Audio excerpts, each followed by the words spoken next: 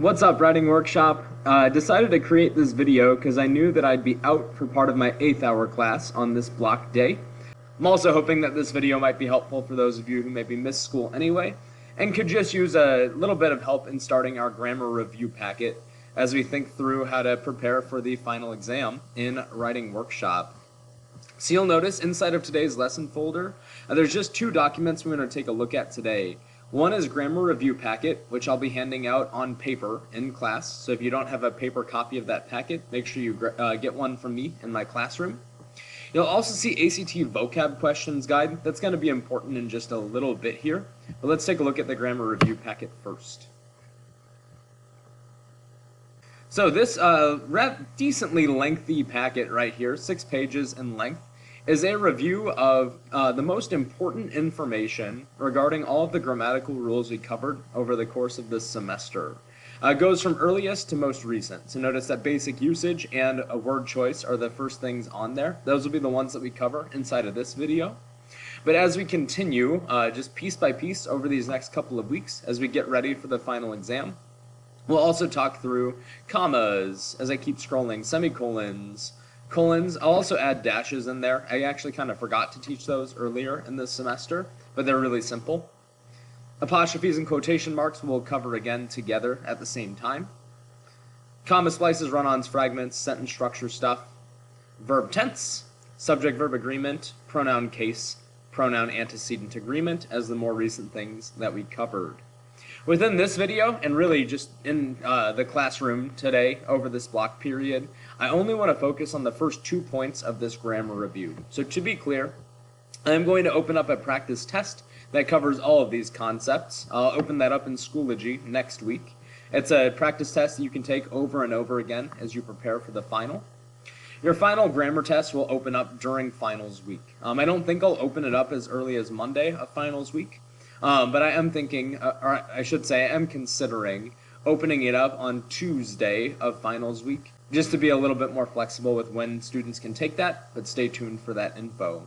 I will tell you now, the practice test will be very similar to the final exam. So if you feel confident with this review, if you feel confident with that practice test, you should do just fine on the final in those last couple days of school.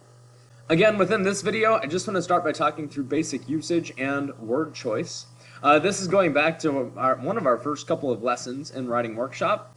With basic usage, there are only a couple of concepts that we really covered in depth in writing workshop, largely because usage is something that you've been working on since first grade, second grade, somewhere in that range. As a review, there's not a whole lot I can do to teach you spelling rules. At this point in your academic career, you should be pretty confident with your English spelling in general. However, we know that homophones cause people a lot of problems. Words that sound the same but are spelled differently. From a writing perspective, it's good to know what the difference is between words like to, and to, or there, and there, simply because spell check is not always going to get that right for us as we're writing. In general, you'll see a couple of homophone questions as you take the ACT. So if you've noticed that you're reading an ACT style question and it gives you different options on how to spell something, you're dealing with a homophone there. Choose the right form of that word. For the record, affect and effect. Affect is the verb, effect is the noun, as we think about that. So they have similar definitions. It's just parts of speech wise. Affect with an A is the verb, effect with an E is the noun. Capitalization, thankfully, is much simpler in English. There's really only 3 major capitalization rules. First word in a sentence, proper nouns, which we'll talk about in a moment, and then the pronoun I is always capitalized in English. That's 3. The main thing that I would throw your way on the final exam would be like a common noun versus proper noun sort of question. As a reminder, proper nouns need to be capitalized because they are specific. Could be a person's name, could be a specific place like a national park or a state or a planet, those kinds of things. Specific time frames, days and months get capitalized. In general, seasons do not, unless it's a specific one like summer 2015. Products get capitalized too. So specific things, Oreos, The Hunger Games as a title of a book. Car makes and models, Toyota Camry, capital T, capital C, and so on. Notice that every word within a proper noun gets capitalized. So Yellowstone National Park is capital Y, capital N, capital P.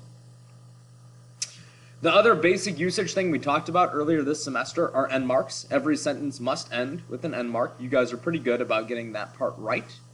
What we should mainly know from a writing perspective is that periods are standard. Question marks are standard, but we only use them if we're dealing with a question itself.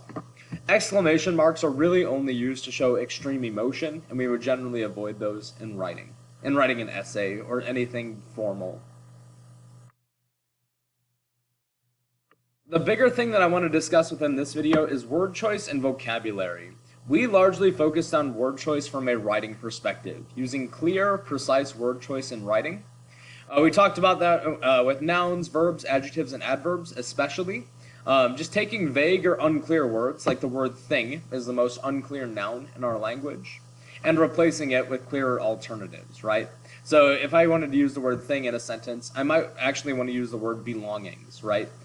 Go pack up your things, go pack up your luggage, go pack up your belongings. Those are much better alternatives there. The word show might be the most overused verb in writing. We want to replace show with something a little more accurate, a little more interesting to read, right? This quote shows the author's attitude or something like that. This quote illustrates, demonstrates, highlights, reflects, depicts. Those sorts of verbs are much better replacements for show, which is just overused in our language. With adjectives and adverbs, it's just a matter of taking 5-cent words like good and very and replacing them with $5 words. Good could be exquisite, right? This pizza tastes good, this pizza tastes exquisite. Very, let's just say this pizza tastes very good, right? This pizza is extremely delicious, right? Replace very with a much better alternative like extremely or quite or rather. Those are just much more interesting words than very. What you're going to see on your final on a word choice perspective is a little bit different from some of the other questions we've looked at before, and so I want to walk you through some of those in a moment here. More commonly, the ACT is going to give you vocabulary questions. They'll ask you more about what the meaning of a word is in context. So you might have a question that'll say something like, as this word is used in this sentence, and they'll give you whichever sentence it is, it most nearly means. And then it'll give you a list of other words that might be possible meanings for that word to explain from there. We'll look at that in a moment. One thing I would note is that some people really struggle with vocabulary questions. These are a good opportunity to use that plug and chug method. Try all of them out in a row. Whichever one sounds the best, you should go with. If you still have no idea after trying that method, these could be good ones to save for the very end of your test, so you're not spending too much time on questions that you might as well guess on later. Let's take a look at how those questions work. Now this is actually the link that's available for you in Schoology as well. I just decided to click straight into it. This is a rather good article written all the way back in 2017 actually, about how to work through those vocab in context questions on the ACT. We will not be reading through this entire article right now, but I do want you to see what these questions look like. Let me scroll down a little bit here. So language-wise, just some of the things you might see on a vocab in context question. Based on how X word, whatever it is used in this passage, what does that word most nearly mean? Or they might ask you something about a phrase, right? How would you sum up the meaning of a few lines in the paragraph using one word as your answer? They might ask you questions that interpret phrasing as well. That's still vocabulary. Let's see if I can find a question right here. So you might see a question that says something like this. As it is used in line 45, the word read or read most nearly means to, and then they give you options. One thing to note right here is that read can mean any of these, right? To read can mean to learn from print. It could mean to observe. I read my opponent's body language to see what he would do next or something like that. Read can mean to think about, and it can mean to predict as well. So these are the sorts of things where we would have to be able to look at the word within the line to see which of these definitions actually matches its meaning there. These can be tricky. Let's take a look at a real one right here. So here's a practice example they give us. Let me see if I can zoom in a bit here.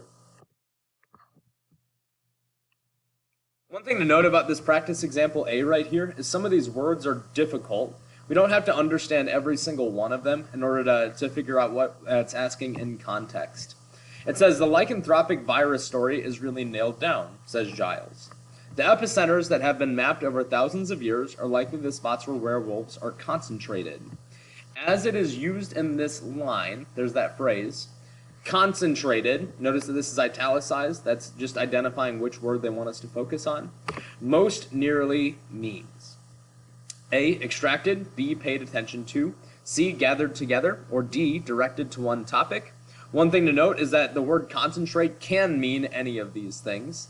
It's just a matter of taking a look at how it's used at the end of this sentence and deciding which of these definitions is what it means. Again, we can plug and chug. Likely the spots where werewolves are extracted, probably not A. If I could cross this out, I would. Let's try B. Likely the spots where werewolves are paid attention to. It's a little bit odd. That would mean to concentrate on something, but that's not quite the meaning here. C. Likely the spots where werewolves are gathered together. That sounds good to me. I'll maybe keep that in the back of my mind for a moment. Let's try D. Likely the spots where werewolves are directed to one topic. Probably not. Just based on that plug and chug method, C sounds like the best answer right there, even though concentrate can mean all of those things. It's just a matter of seeing which of those definitions works in context. One thing that I would point out here as well, we talked about potentially skipping over questions like this. I would especially skip over them if they're giving you a word that you have no idea what it means in the first place, right? We all know what concentrate means, but if they had asked us about trickier words like lycanthropic or epicenters, those could be trickier ones that maybe some of us don't know off the top of our heads.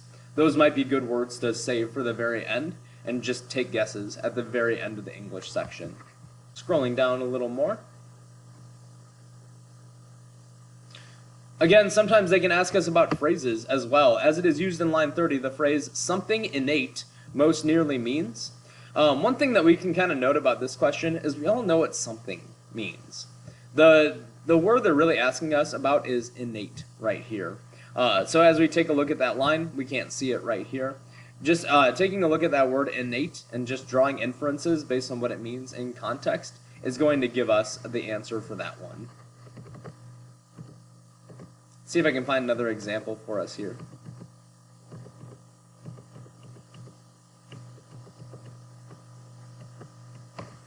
Found one. The problem with taking men poets down a peg, however, is that it's hard to do so with discernment. The zeal to undo, immediately, the centuries of neglect and abuse endured by women poets has resulted in the devaluation of great poets who are born male, and far worse, in the devaluation of poetry itself. The last paragraph suggests that those who would reevaluate, and perhaps want to devalue, the work of famous male poets should above all be, and then they give us some vocab words. These are all adjectives: cautious, decisive, opinionated, or zealous.